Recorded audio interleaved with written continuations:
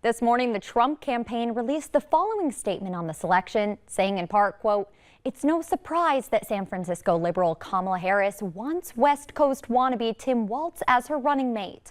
Walz has spent his governorship trying to reshape Minnesota in the image of the Golden State. From proposing his own carbon-free agenda to suggesting stricter emission standards for gas-powered cars and embracing policies to allow convicted felons to vote, Walz is obsessed with spreading California's dangerously liberal agenda, far and wide. If Walz won't tell the voters the truth, we will. Just like Kamala Harris, Tim Walz is a dangerously liberal extremist, and the Harris-Walz California dream is every American's nightmare." End quote.